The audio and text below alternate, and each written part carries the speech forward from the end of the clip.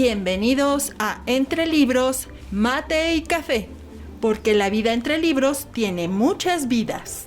Con Laura Estrada.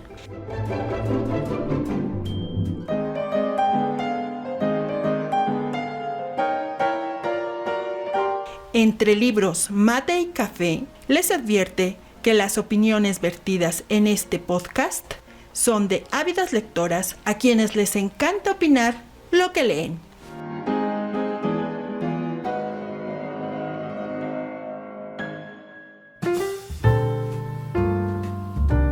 Hola, ¿qué tal? Bienvenidos a Entre Libros, Mate y Café. Hoy tenemos un programa sensacional, tenemos un invitado increíble, un experto realmente en el tema del que vamos a hablar, algo súper interesante que son los rollos del Mar Muerto. Y ustedes dirán, ¿por qué este tema? ¿Por qué este tema en un programa literario? Bueno, porque estamos hablando de unos elementos muy importantes en la literatura hebrea que después permeó a todo lo que es la humanidad, todo el mundo, en fin, ha sido trascendente en la historia de la humanidad y me parece importante tratar estos temas. Hoy está con nosotros el químico Josué, que él nos va a decir su nombre completo porque a mí se me atora un poco.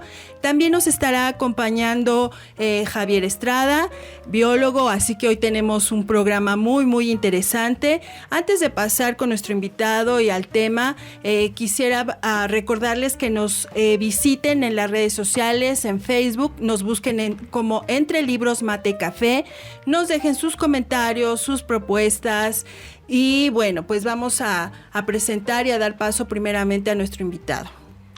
Bueno, buenas tardes a todos. Mi nombre es Josué Boschisti y el día de hoy les vengo a platicar sobre los rollos del Mar Muerto, que se considera uno de los principales descubrimientos arqueológicos y literarios del siglo pasado.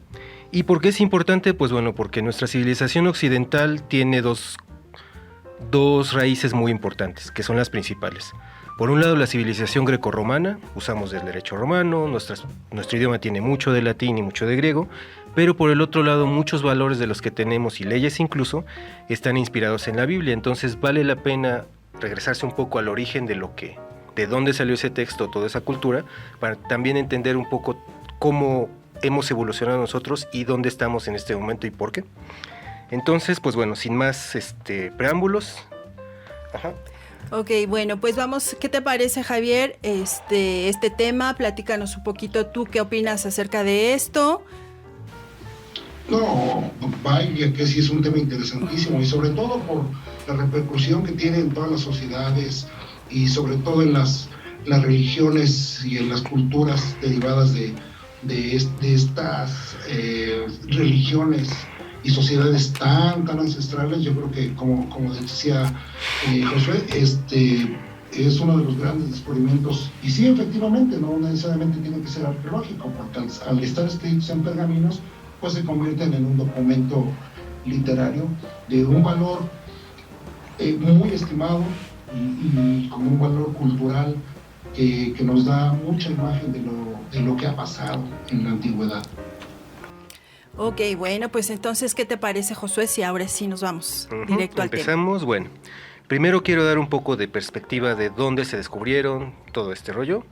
Y pues bueno, en primer lugar se le llama Mar Muerto o Llama Melaj, porque pocos microorganismos pueden vivir ahí. No es cierto que esté muerto y que no haya ahí. Hay microorganismos que se llaman alotolerantes y alotróficos, que quiere decir que pueden vivir a altas concentraciones de sales. Staphylococcus aureus, por ejemplo, puede ser uno de ellos, entre otros más. Y no es que no haya vida, sino que el tipo de vida de ahí es un tipo de vida que está adaptada a climas muy inhóspitos. ¿Dónde está? Está situado en el Valle del Jordán, y en hebreo no se dice Mar Muerto, se dice Mar de la Sal, Yam Amelach. Por ahí hay algunas ideas de que dicen que ahí es donde está Sodoma y Gomorra, y como la Biblia dice que se hicieron de sal, pero hay otros lagos similares en otros lados del mundo, hasta con mucha más salinidad. De hecho, es tanta la salinidad ahí que el agua ni siquiera te alcanzas a hundir, por todas las sales que tiene, te hace flotar.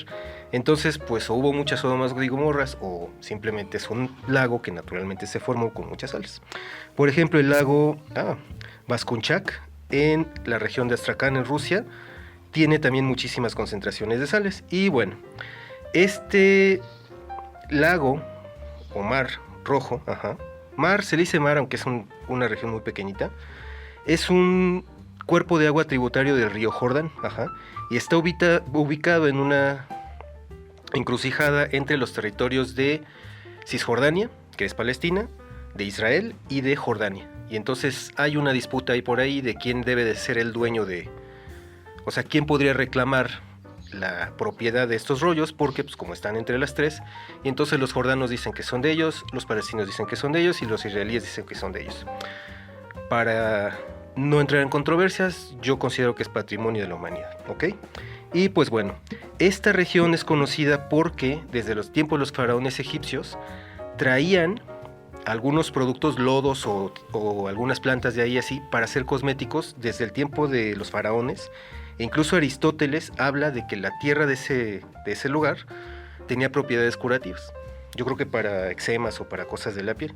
Y bueno, no muy lejos de ahí está un lugar que se llama Masada, que fue el último reducto de los rebeldes judíos. Recordemos que en el tiempo de Jesús estaba el Imperio Romano como poder de ocupación en Palestina y se trataron de sacudir el yugo de los romanos 2 ocasiones los judíos, en las 2 fracasaron. Y pues bueno, el último lugar donde estaban los últimos resistentes se llama así, Masada, y no es muy lejos de ahí. Y bueno, para dar un poco de contexto de cómo estaba el mundo, esa región en particular en esa época, estos rollos del Mar Muerto datan no necesariamente del periodo de Jesús, datan de unos 2 siglos antes, de cuando estaban los asmoneos, del libro de los Macabeos. Estaban reinando. ¿Quiénes eran los asmoneos? Pues como bien dice el libro de los Macabeos, eran una dinastía de sacerdotes que cuando los griegos invaden y tratan de forzar el helenismo y el politeísmo griego en la cultura judía, se rebelan porque había judíos que trataban de deshacerse la circuncisión y trataban de abandonar, suena un poco raro, pero como que trataban de rehacerse el prepucio, digamos, porque para los griegos era algo barbárico cortarse. Y abandonaban la religión judaica y se helenizaban y querían hacerlo por la fuerza. Entonces estos sacerdotes, viéndolo desde una perspectiva muy celota, se rebelan, los vencen y establecen una dinastía que al pasar el tiempo se fue corrompiendo y se fueron peleando entre ellos hasta que los exterminaron.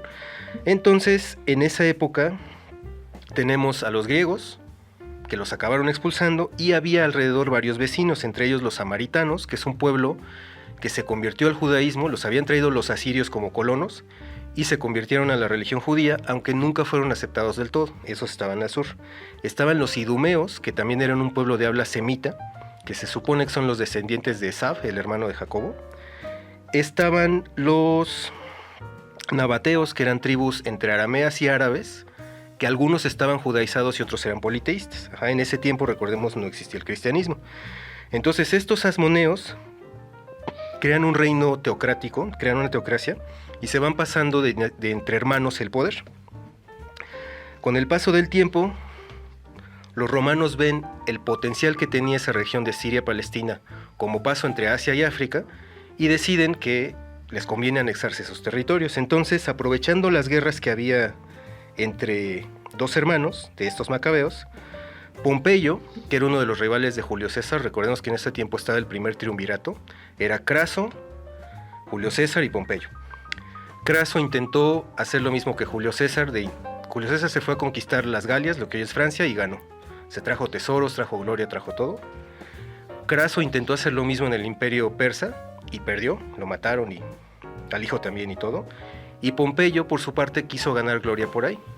Entonces, aprovechando que 2 hermanos, Hircano y otros, estaban peleando, Pompeyo interviene y empezó a jugar un rol ambivalente entre uno y otro. Cuando le convenía apoyaba a uno, cuando le convenía apoyaba a otro, y en algún momento dijo: yo ya no apoyo a ninguno, les puso el pie encima y todo para nosotros. Y nuevamente el politeísmo de los romanos chocó con este monoteísmo tan absolutista que tenían los judíos ahí. Entonces, pues bueno, primero Pompeyo apoyó a un hermano que tenía el apoyo de los sacerdotes. Recordemos que en ese tiempo habían 4 sectas principales entre los judíos. Una eran los saduceos, que eran la casta sacerdotal que controlaba todo el comercio y los sacrificios para perdón de los pecados que había en el templo. Otros eran los fariseos, que eran los intérpretes expertos de la ley. Otros eran los esenios y otras sectas igual un poco místicas que había por ahí, como los terapeutas de Egipto, etc. Y ya después surgieron los celotas, que eran judíos que estaban totalmente en contra de los romanos y que llegaron a asesinar incluso a judíos casados con mujeres romanas o con mujeres paganas. Entonces, bueno, primero Pompeyo apoya a uno de los hermanos, a Hircano, que tenía el apoyo de la gente contra su hermano Aristóbulo. Y después al revés, apoya al otro que tenía el apoyo sacerdotal. Y ahí fue jugando con los dos hasta que se logró hacer del poder. Y una vez que Roma dominó, pues tuvo el paso libre hacia Egipto, de Asia hacia África, hacia Egipto, y de Egipto hacia Asia. Ajá. Y bueno, ¿cómo estaba organizada la sociedad en ese tiempo? La mayoría eran campesinos, sabían hablar arameo. ¿Por qué el arameo? Porque en un momento, como se hicieron comerciantes los arameos, quien no hablaba arameo no podía comerciar. Y poco a poco los judíos fueron abandonando su lengua y adoptando esto. La mayoría no sabía hebreo, más que a lo mejor lo mínimo para leer. En ese tiempo los padres le hacían la circuncisión a los bebés, o sea, el papá la hacía, no era otra persona la que la hacía.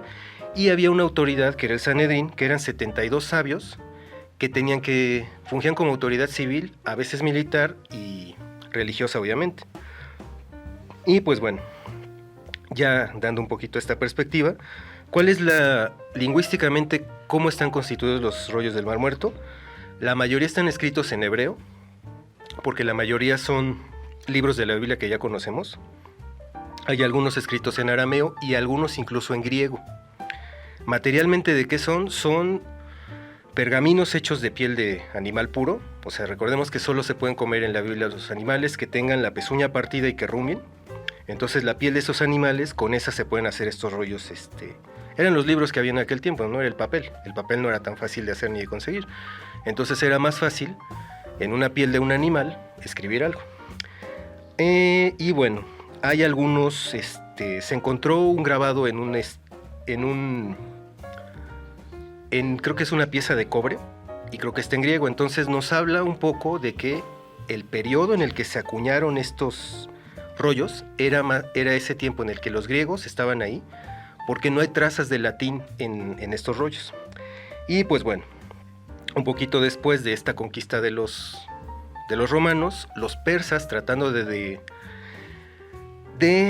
debilitar a los romanos, apoyan a que los judíos se rebelen, efímeramente lo logran, pero después los romanos regresan y los aplastan.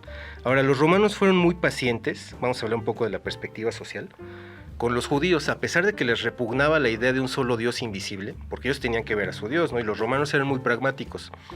Yo hago un sacrificio a mi Dios porque yo espero algo a cambio. No era como, por ejemplo, el cristianismo, ¿no? Que es una religión de mucho sacrificio y de no esperar nada a cambio, ¿no? Y el judaísmo es de hacer algo porque lo tienes que hacer. Ni siquiera, ya en el otro mundo te enterarás cuál fue la recompensa, pero hay que hacer cosas. Los romanos no eran, yo le doy algo al Dios y el Dios me va a dar algo a mí. A pesar de que les repugnaba esta idea de un Dios invisible, porque ellos tenían a sus dioses, dijeron, bueno, los vamos a tolerar. ¿Qué hicieron? Los judíos podían acuñar su propia moneda de oro sin la imagen del César. Mientras dieran impuestos, ok. Mientras dieran soldados a las legiones, ok. Y solamente había una guarnición de 3,000 hombres, ni siquiera una legión completa, que sus estandartes los dejaban en Cesarea, es una ciudad de allá, Cesarea Marítima, para no ofender a los judíos, exhibiendo el águila romana, que para los judíos era idolatría. Para eso dejaban sus águilas y cuando pasaban a patrullar las calles no las traían con ellos. Principalmente la presencia romana era en Jerusalén. ¿Por qué? Pues porque aunque sea un territorio chico, no iban a estar mandando soldados nada más porque sí. Ajá. Y bueno, ¿qué es lo que había en este tiempo? Unos eran los fariseos, los perushim, significa los que se separaron. ¿Por qué? Porque en algún momento vieron la corrupción del sacerdocio y mejor prefirieron confiar en los rabinos que en los sacerdotes. Y bueno, eran la secta mayoritaria, pero a veces nos los ponen en las películas de Semana Santa, que ahora ya viene, como que eran miles los fariseos o millones. No es cierto, eran un grupo muy minoritario. Eran miles. De una población de a lo mejor 2 millones que tenía Palestina en ese tiempo, y eso es mucho, los fariseos eran poquititos. Ajá. Y bueno, ellos eran pocos, pero en realidad, digamos que tenían un poder sobre... La influencia que tenían, sí, era enorme. Cuando algún paisano como los personajes de los evangelios, ¿no? Los pescadores, etcétera. Tenían una duda de la ley, iban con un fariseo. Es cierto, el peso que tenían era enorme a pesar de que eran poquitos. Claro. Sí, Javier. Sí, no, qué interesante. Nada más quería acotar, ahora que hablas de los fariseos, fíjate que aquí estamos viendo un judaísmo diferente al tradicional judaísmo rabínico, y que sí, efectivamente, yo le veo muchas coincidencias con el cristianismo. Inclusive los manuscritos, más bien no los manuscritos, sino los fariseos, a mí me da la sensación de que era esa primer separación de judíos pro convertirse en cristianos, ¿no? Y a mí me parece que esta forma de ver el judaísmo diferente fue lo que para mí es la semilla que se siembra. Uh-huh. Pues sí tuvo que ver, porque por ejemplo, Pablo, que es uno de los principales discípulos de Jesús, era un fariseo hecho y derecho, legalista y rígido en la ley, como cualquier fariseo. Y de Jesús se piensa que tenía algunas tendencias más místicas, que no era tan legalista. Ahora vamos para allá. Justo de entre los fariseos había dos escuelas, la de Hillel, que era alguien más light, digamos, y la de Shammai, que era un legalista absoluto. Ejemplo, un romano, queriéndose burlar de la religión judía, le dijo a Shammai, al que era legalista: explícame toda tu ley, toda tu tradición, el Talmud, la Torah, todas tus leyes, en el tiempo que yo alcanzo a estar parado sobre un pie. Y ese Hillel lo agarró a varazos y lo corrió. Y luego fue Shammai lo agarró a varazos y lo corrió. Y luego fue con Hillel, y Hillel le dice: no hagas a otro lo que no quieras para ti. Eso es toda la ley. Todo lo demás es el comentario de esa frase nada más. Entonces dicen que el romano se convenció y sí se convirtió. Pero eso también da idea de qué tanto poder tenían los fariseos. Claro. No tenían tanto a lo mejor poder militar o político, pero ideológicamente eran muy fuertes. De hecho, el judaísmo rabínico que conocemos es el descendiente de eso. ¿Por qué? Porque al ver la corrupción del templo dijeron: no, el templo está corrompido, ahí ya no, vamos a privilegiar el culto local en la sinagoga. Y al día de hoy, en ausencia de templo, se sigue privilegiando el culto en la sinagoga. Ajá. Claro, qué interesante. Ok, después venían los fariseos. Surgen justo de eso, de que ven que un hermano de los macabeos, de los asmoneos más bien, macabeos eran los primeros que lucharon contra los griegos, ya sus descendientes se llamaron asmoneos. Ajá.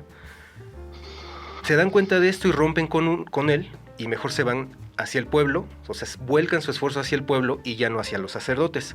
Obviamente la casta dominante, la casta sacerdotal y, digamos, los niños nice, eran los saduceos, descendientes de Tzadok, que era un sacerdote que estaba desde el tiempo de... No eran descendientes, pero fueron seguidores de él. Eran una facción dentro de todos los sacerdotes que tenían como origen a este sacerdote Tzadok. Por eso se llamaban saduceos. Y bueno, los fariseos sí creían en la inmortalidad del alma y que había un premio después de la muerte. Los saduceos decían que no, y que lo único que importaba era que Dios te perdonara tus pecados y llevas un sacrificio. Naturalmente empezaron a lucrar con esto. En algún momento se volvió súper injusto que alguien no tenía para pagar un carnero, y entonces, pues Dios no te perdona. Entonces eso lo vieron los fariseos mal y dijeron: pues más bien ustedes son los que están mal, esto no es una cuestión de dinero. Y es como el rey David, ¿no? Pues me puedes quemar cuantos cabritos quieras, pero si tú no cambias, me van a dar asco tus holocaustos, ¿no? Claro, claro. Entonces, bueno, los saduceos no creían en la inmortalidad del alma, creían que muriendo no había nada, ni recompensa ni nada, y que todo debía girar alrededor del templo, porque naturalmente ellos tenían el monopolio del templo. Claro. Ahora, no todos los que oficiaban en el templo, ni todos los sacerdotes eran saduceos. Había sacerdotes que solo eran sacerdotes, servían ahí porque ese era el oficio que habían heredado familiar. Uh-huh. Ajá. Había sacerdotes y levitas fariseos, había sacerdotes y levitas esenios y hasta celotes, y había sacerdotes y levitas saduceos. Claro. Pero los saduceos eran, digamos, que la élite dentro de todos los sacerdotes. Uh-huh. ¿Okay? Okay. Y pues bueno, ellos se entendían con la autoridad imperial. Cuando dominaban los persas se entendían con ellos, cuando dominaban los griegos con ellos, cuando dominaban los romanos con ellos. Y pues bueno, se entendían con ellos. Y una facción todavía más minoritaria era la de los esenios, que era una secta ahí medio mística rara, que tenía muchas ramificaciones también. Uh-huh. Una de ellas es que unos sí aceptaban las mujeres y otros no. Unos sí se casaban y otros no. Y unos que no se casaban adoptaban niños, y otros eran totalmente ascéticos. Y ahí como que a lo mejor parte de eso se filtró en el pensamiento cristiano, de la ascesis, de los monjes, etcétera. Puede ser que no. Se decía que Juan era de ese Es medio. probable que sí, es probable que sí. Algunos eran vegetarianos y otros no. Y creo que Juan nada más comía langostas y miel, algo así es. pudiera ser. Digo, no nos consta, es difícil saber si Claro, será o no, claro. pero pudiera pensarse que andaba por ahí. Y pues igual tenían un rituales de iniciación, vestían de blanco, podían defenderse, podían traer armas, pasaban una especie de noviciado, un periodo de prueba, y ya si eran dignos, entraban, y si no, podían quedarse en la periferia de la secta. Había mujeres que eran aceptadas. Naturalmente nunca tuvieron liderazgo porque no es una religión muy dada a aceptar No, es liderazgo de patriarcal. las mujeres. El judaísmo ortodoxo, porque hay otras que ya muy en la actualidad modernizadas, ya sí, no. en la actualidad cambió mucho. Sí, pero en aquel En tiempo hace era 2000 años, porque por ejemplo a nosotros nos choca un poco, pero porque nuestros valores los tenemos a partir de la Ilustración. claro. Y la Ilustración tiene 300 años. Estos valores llevan arraigados ahí 3000 años, o 5000 o 4000. Entonces es difícil que nosotros como occidentales juzguemos eso Claro. cuando nuestra cultura como tal, de que matrimonios civiles, etcétera, tiene 300 años. O Sí, sea, claro. estamos muy sesgados en cuanto a eso, y hay que hacer un esfuerzo histórico en entender que no siempre existió el concepto de derechos humanos. Por supuesto, por Y supuesto. no siempre existió el concepto de feminismo. Muchas cosas que ahorita concebimos No, en eran aquel tiempo desconocidas no. totalmente. Es como cuando dicen, los españoles destruyeron no sé qué, pues porque eso hubiera hecho cualquier otro. No Así existía es. la idea de estoy destruyendo un patrimonio cultural, estoy haciendo delitos de lesa humanidad. No existía eso. No, y de hecho no solo los españoles conquistaban, o sea, Medio también mundo. los portugueses, británicos. Sí, Javier, te escuchamos. No, interesante esto porque con ese paralelismo en América surgían una serie de culturas que, si no muy parecidos a esto, funcionaban de una manera similar. Digo, destacamos que en México específicamente teníamos olmecas, teotihuacanos, mayas, zapotecas y por supuesto el imperio más poderoso que era el imperio mexica o los aztecas. Esta forma de funcionar es muy similar y yo creo que en todas las culturas ha existido así. Eran estos reyes sacerdotes que mantenían todo el poder y que de alguna manera intentaban extender los territorios.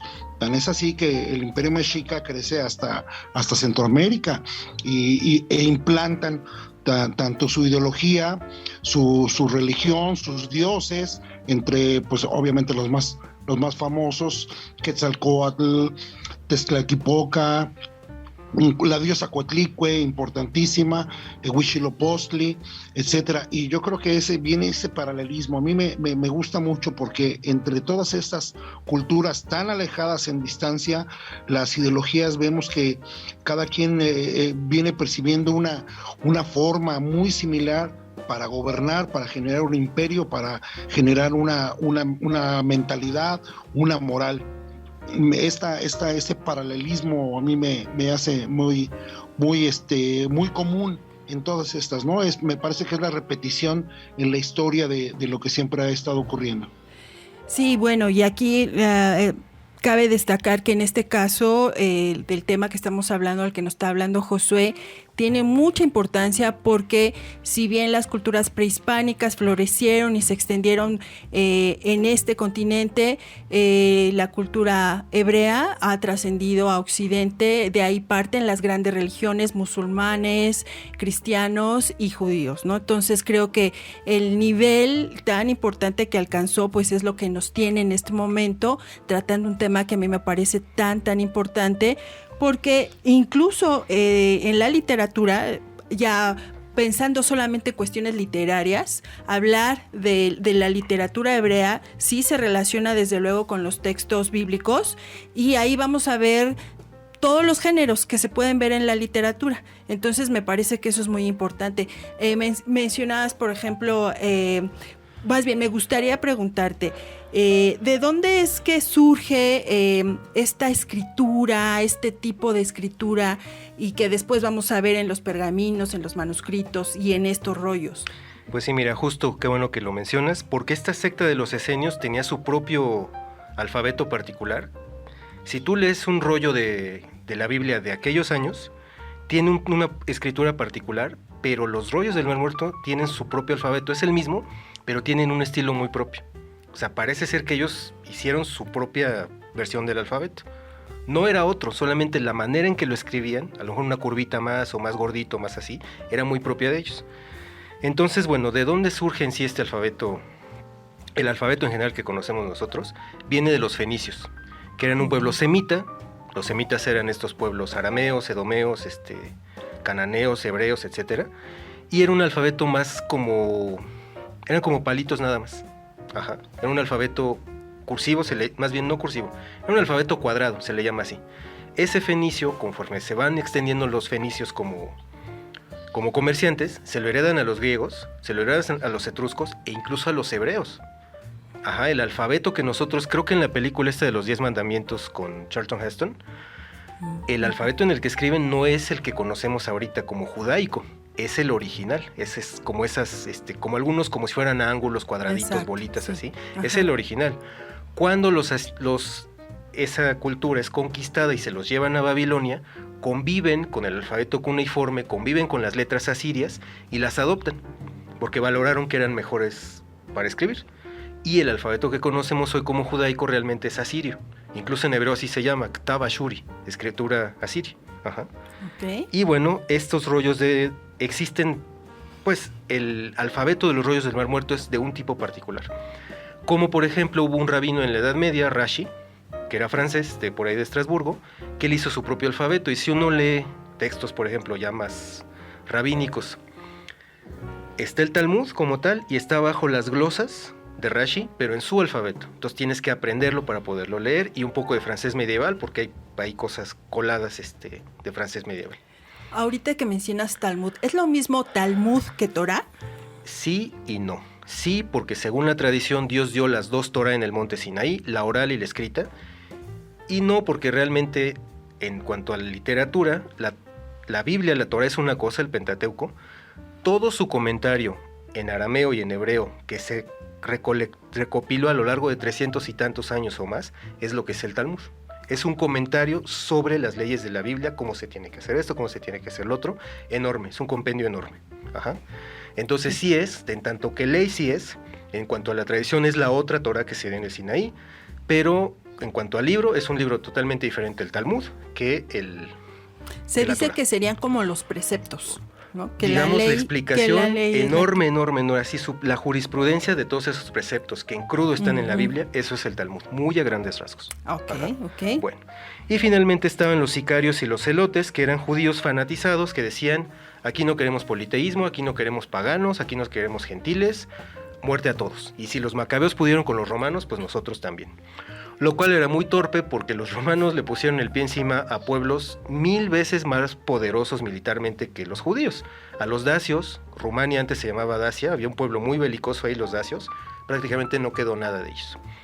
Los pueblos de las Galias, los pueblos celtas, eran más poderosos y más numerosos que los mismos judíos, de esos pueblos igual los acabaron. Los pueblos de Alemania también los fueron acabando, o sea, contra los romanos no podía nadie. Entonces era un delirio creer que les iban a ganar, pero bueno, se aventaron de cabeza y perdieron. Y estos eran los que le tendían de emboscadas a los romanos, los picaban.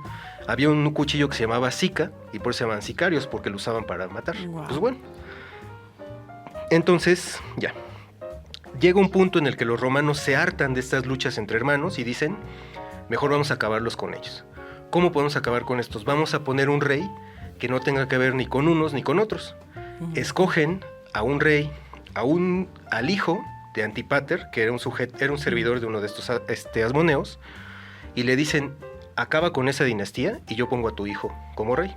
Ese hijo era Herodes, y eran idumeos de la región del sur de Palestina. También era un pueblo semita.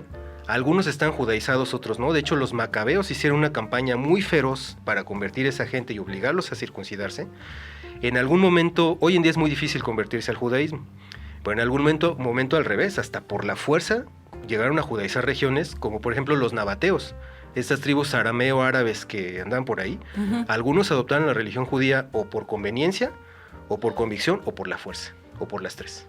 Y los idumeos igual. Entonces dijeron, bueno, es de la misma sangre de estos, porque dicen que su patriarca era hermano de Jacobo, pero a lo podemos manejar nosotros porque responde directo a nosotros, entonces ponlo que asesine a todos los demás y él nos va a poner orden aquí, y efectivamente así fue. El otro Herodes el Grande, se dedicó a embellecer Jerusalén, a llenarla de mármol y todo. De hecho, se podría hablar incluso de un tercer templo, porque el templo el que se reconstruyó cuando los judíos regresan del exilio ya era de madera. Pues este señor Herodes lo llenó de mármol, de un montón de cosas, lo embelleció. También un poco con arquitectura romana, pero él fue un gran constructor. Digo, los evangelios lo han envilecido. Habría que entender mejor su contexto. Claro. Pero como tal, no fue tan tirano como dicen, y también tuvo aspectos positivos, entre ellos eso, ¿no? Y sí estaba medio loco, creo que no sé si fue él o el otro que dijo, como yo sé que todo el mundo va a hacer fiesta cuando yo muera, quiero que ejecuten a 3,000 hombres para obligarlos a llorar. Wow. Como nadie va a llorar, van a tener que llorar. Agarren 3,000 hombres al azar y los matan. Y van a tener que llorar.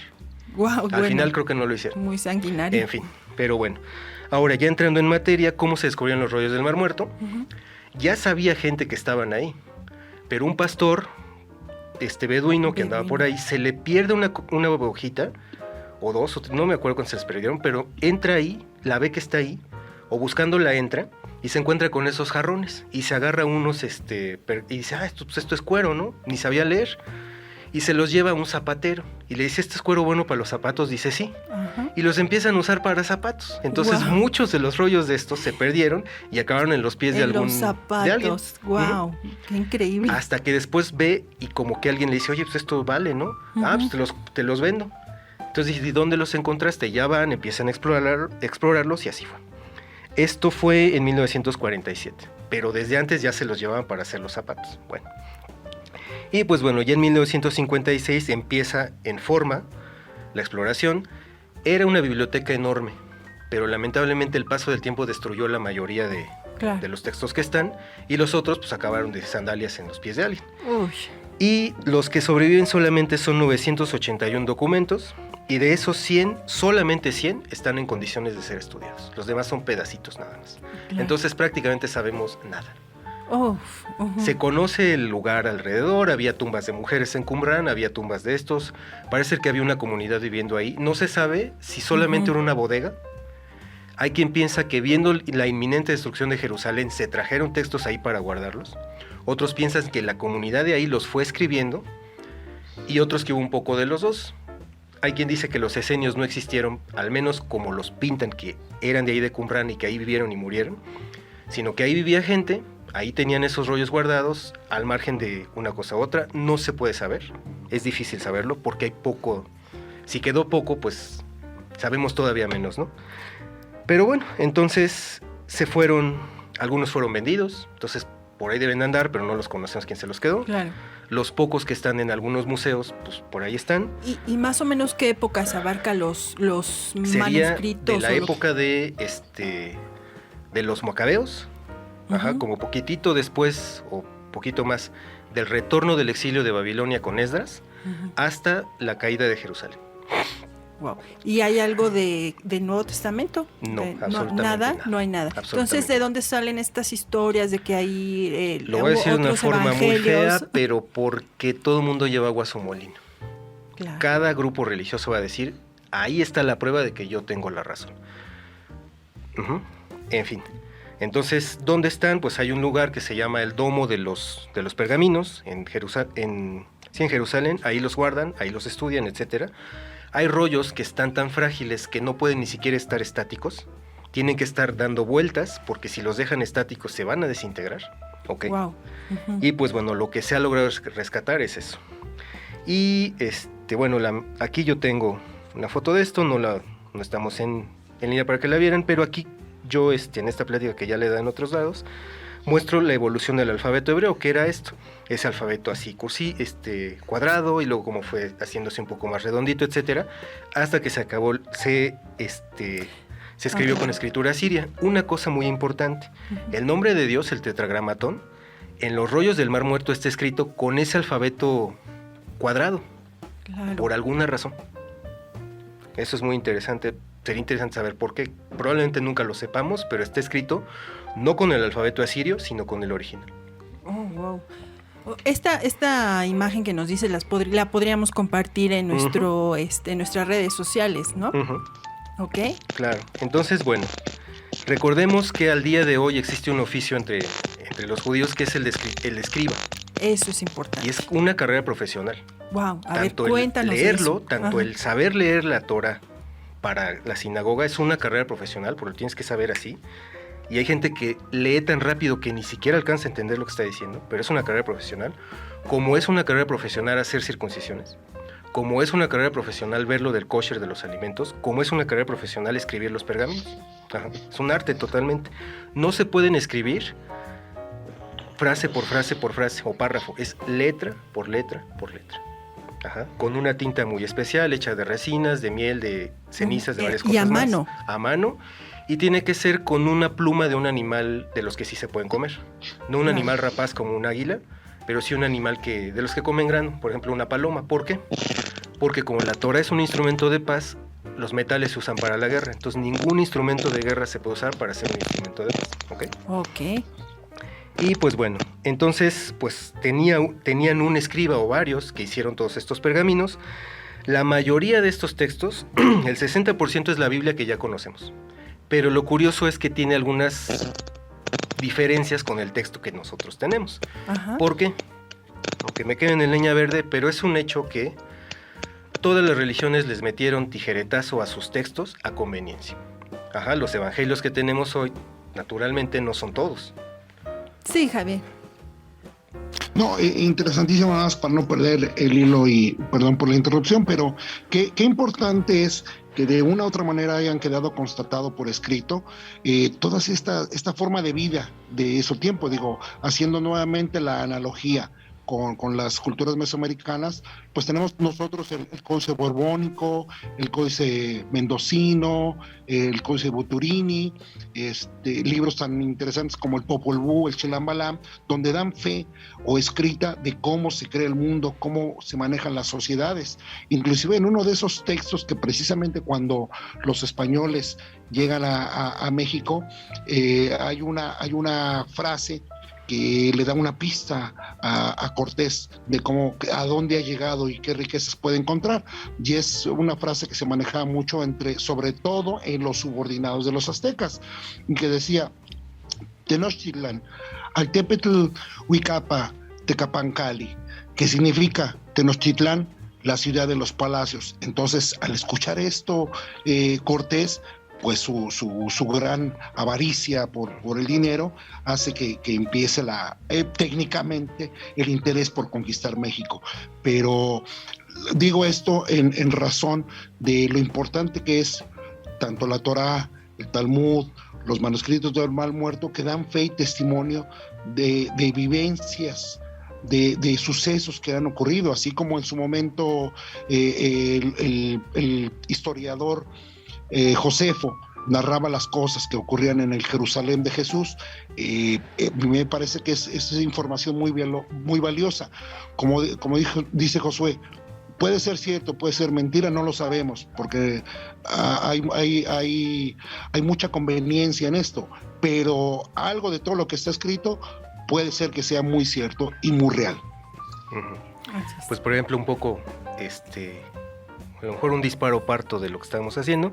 Igual se habla mucho de que no, que aquí México fue conquistado y que los tlaxcaltecas traidores, pero ¿cuáles traidores? Si ellos les tenía el pie encima el imperio azteca y lo que querían era quitárselos de encima, pues más bien pobres, ¿no? Sí, vieron. No fueron ningunos traidores. Vieron la forma de quitarse ese yugo. Pues sí, así naturalmente. Así es. Entonces, tanto como que traidores, pues no, más bien todos lo que querían era ya ser libres de esta gente que les imponía tributos, ¿no? Entonces, bueno, en ese sentido, me acordé ahorita del Popol Vuh también. Los dioses, para crear, hablan. Y es lo mismo que esto, sea la luz y se hizo la luz. Los dioses en el Popol Vuh hablan. Y por ejemplo, quien piense que el judaísmo es una religión 100% monoteísta, que piense dos veces, porque todo el relato del Génesis está en plural. Así es. Se usa un nombre de Dios, Elohim, no lo va a pronunciar tan cual, se pronuncia así, pero significa literalmente dioses o fuerzas. Entonces, pues igual. Se piensa que los israelitas primitivos originalmente eran politeístas. Después pasaron a ser enoteístas, que es eso, que yo tengo mi Dios nacional, pero hay otros dioses en otro lado que también tienen poder, pero el mío es el mío, y por eso dice, ¿no? No tendrás otros dioses fuera de mí, ¿por qué vas y adoras al Dios fulano si yo soy tu Dios, etcétera? Y ya después se volvieron totalmente monoteístas. Eso es lo que se piensa. Y bueno, respecto a esto, el 60% de los rollos del Mar Muerto son libros que no entraron en el canon de la Biblia por alguna razón. Y los otros, el otro 40% es la Biblia que ya conocemos, pero nuevamente con algunas diferencias ahí. ¿Por qué? Porque pues igual se sabe que la Biblia es un libro muy editado, muy interpretado y muy traducido a conveniencia. Si no es que es el libro más editado y más traducido a conveniencia de la historia. Y no solamente ocurrió ahí, el Corán que conocemos hoy es un cuarto del original. Los evangelios que tenemos hoy solamente son 4, pero yo estoy seguro que debía haber más, ¿no? Si había 12 discípulos, claro, pues cada uno debe haber dicho su versión de las cosas, ¿no? Y no nada más los discípulos.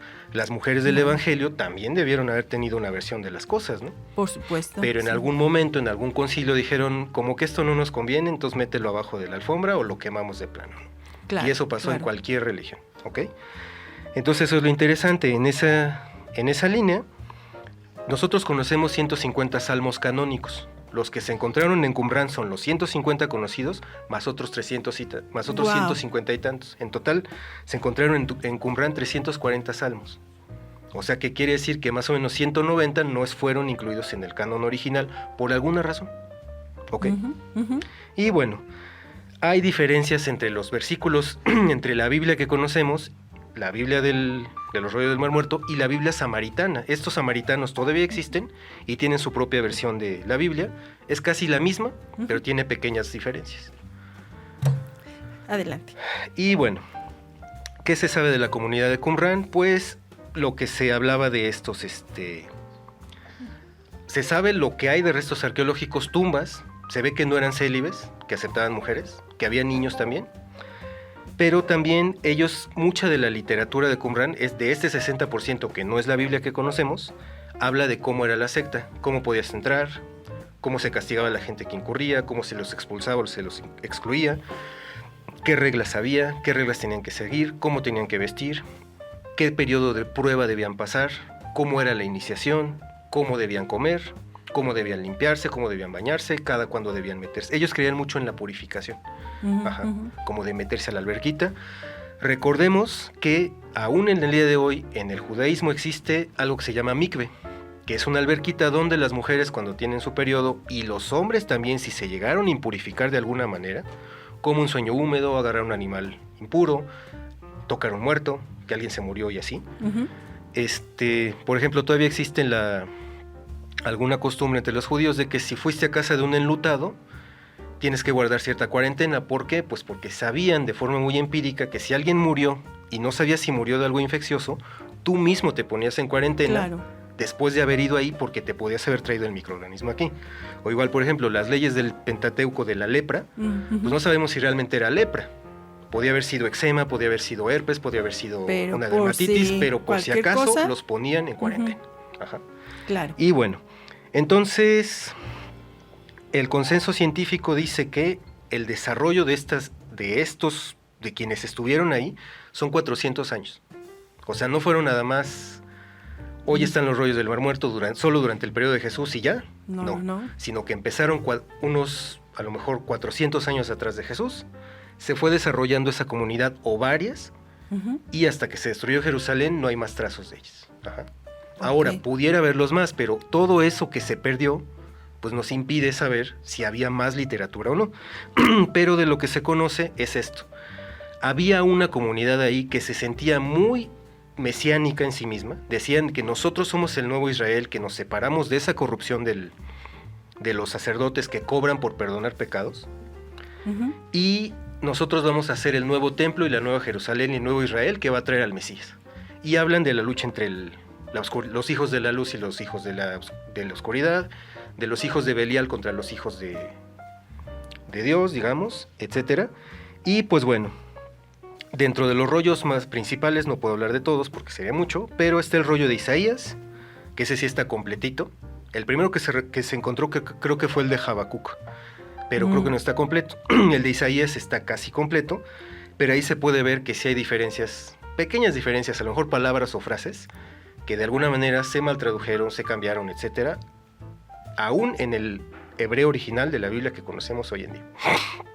Y bueno, hay otro que se llama la regla la regla de la comunidad o el manual de disciplina, que es esto: todos los lineamientos que los aspirantes a ser parte de la secta debían tener. O sea, tú quieres ser parte de esta comunidad espiritual, separada de los demás, única y absoluta, como, pues no es criticar, pero luego hay mucha gente que entra a caminos espirituales y a partir de ahí ya ni te me acerques porque eres impuro, ¿no? Pues sectario, bueno. una conducta sectaria. Pues estos eran una secta en todos los sentidos, porque eran mesianistas y se estaban muy enamorados de sí mismos. Si uno lee sus textos, de verdad, se creían especiales.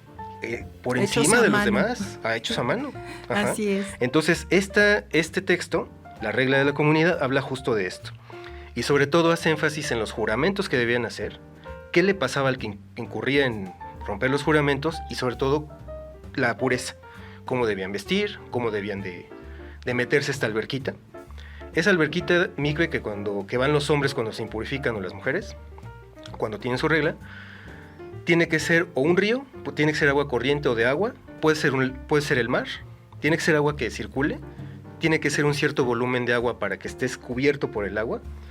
Y cuando Jesús va al Jordán, realmente lo que hace es eso, lo que hace es ir al mikve, No que lo hay- hacían no hay- todos. Claro, claro. Y de ahí viene lo del bautismo cristiano, pero en Claro. realidad todos.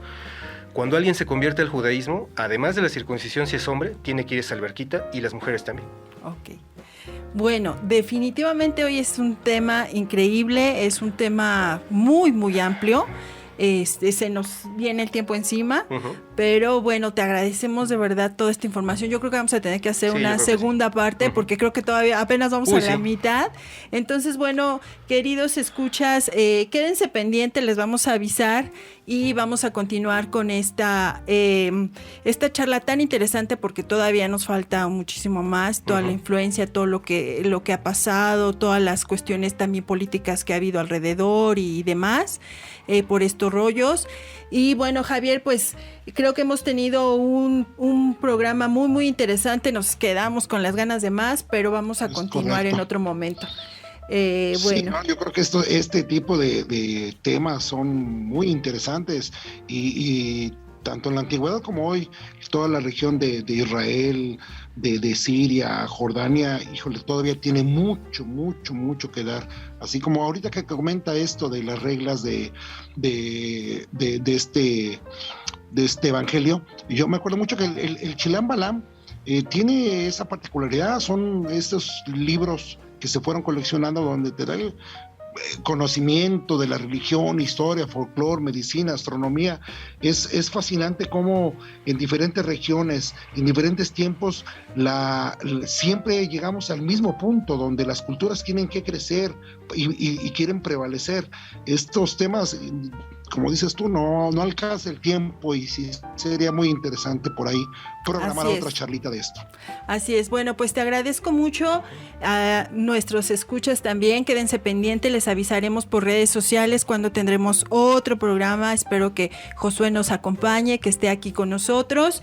Y recuerden, escríbanos, búsquenos ahí en redes sociales como Entre Libros, Mate y Café. Y recuerden que la vida entre libros tiene muchas vidas.